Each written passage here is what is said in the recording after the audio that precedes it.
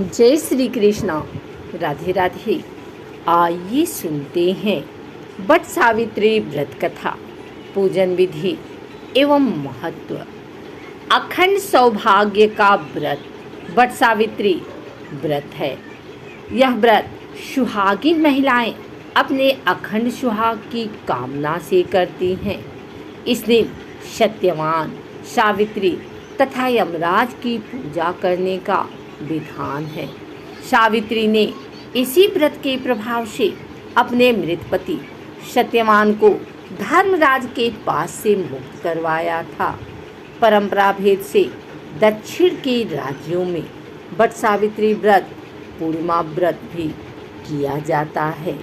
इस व्रत में वट अर्थात बरगद के वृक्ष की पूजा की जाती है। वट वृक्ष के नीचे सावित्री और सत्यवान तथा भैंसे पर सवार यम की मूर्तियां स्थापित करके उनकी पूजा की जाती है। वट वृक्ष की जड़ में पानी डालते हुए उसके चारों ओर कच्चा सूत लपेटते हुए 3 बार परिक्रमा की जाती है। जल, मौली, रोली, भिगोया हुआ चना, पुष्प तथा धूप से पूजा की जाती है। इसके बाद सत्यवान सावित्री की कथा सुनी जाती है।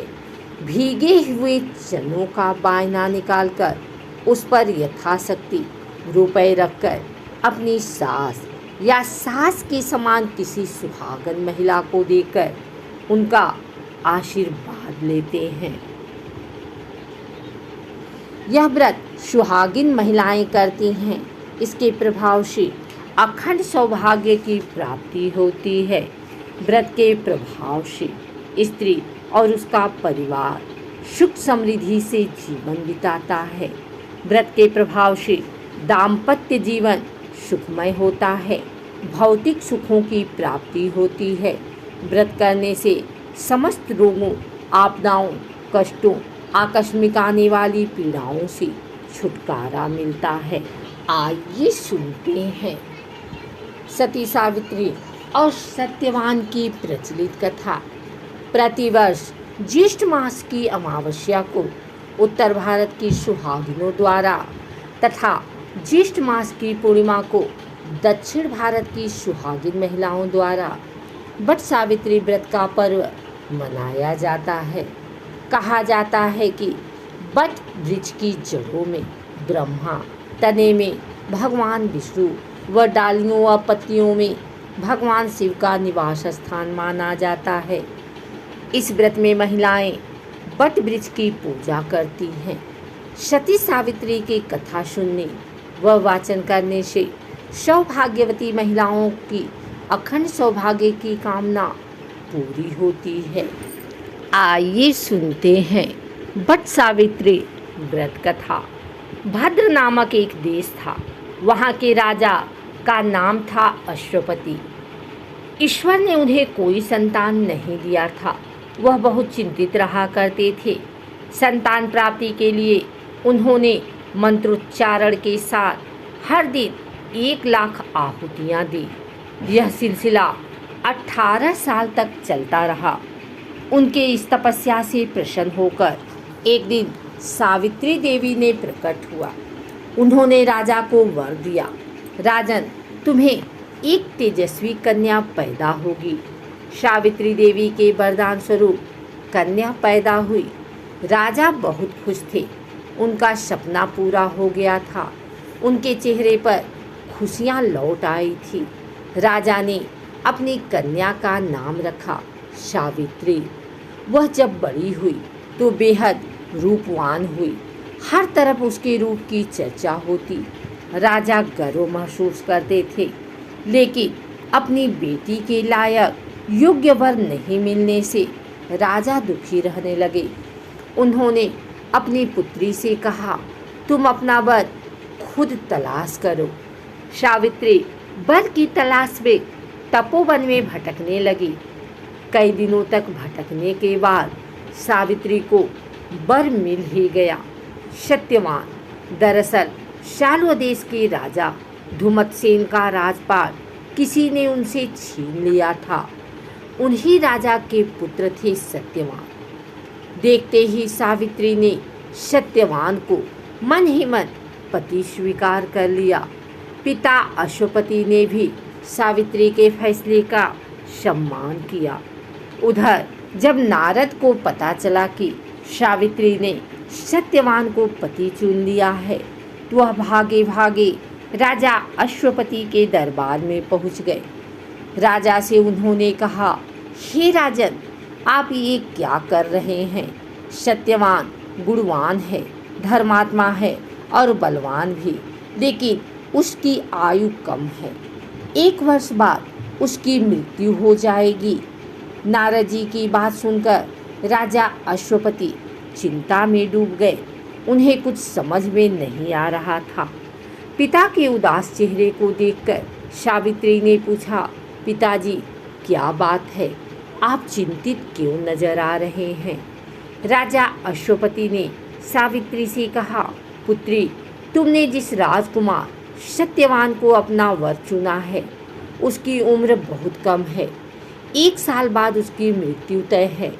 राजा ने पुत्री को सलाह दी, तुम कोई और वर तलाश लो, तुम किसी और को अपना जीवन साथी बना लो। इतना सुनते ही सावित्री ने जवाब दिया, पिताजी, आर्य कन्याएं सिर्फ 1 बार ही पति का चुनाव करती हैं। राजा 1 बार ही आज्ञा देता है, पंडित 1 बार ही प्रतिज्ञा करते हैं, यहाँ तक कि कन्यादान भी 1 ही बार किया जाता है। पिता ने सावित्री को बहुत समझाने की कोशिश की, लेकिन सावित्री हठ करने लगी। सावित्री ने 2 टूक कह दिया, मैं सिर्फ सत्यवान से ही शादी करूंगी।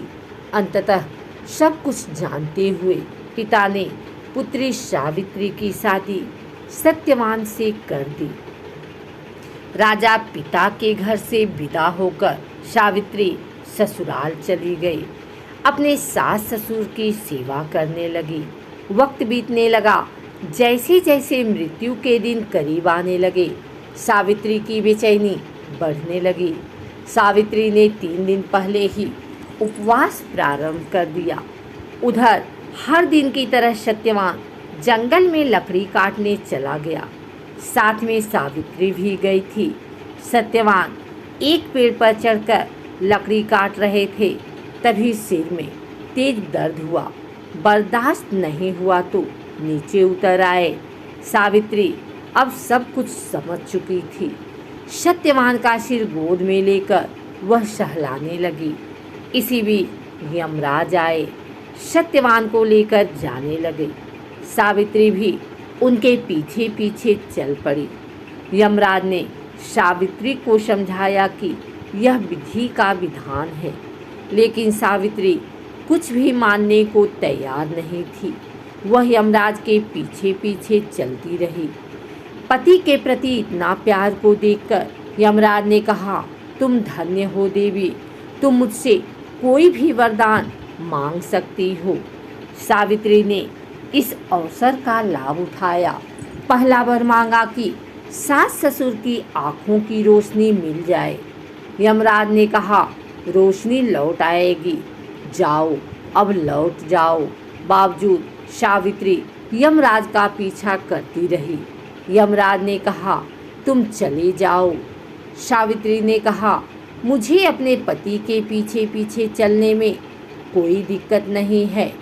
पति के पीछे चलना तो मेरा कर्तव्य है। सावित्री की यह बात सुनकर यमराज ने कहा, एक और वर मांग सकती हो। सावित्री ने दूसरा वर मांगा। ससुर का राज्य छिन गया है, उसे पुनः वापस दिला दें। यमराज ने वरदान दे दिया। कहा, अब तुम लौट जाओ। बावजूद सावित्री उनके पीछे पीछे चलती रही। यमराज ने कहा, अच्छा चलो, तीसरा वर मांग लो।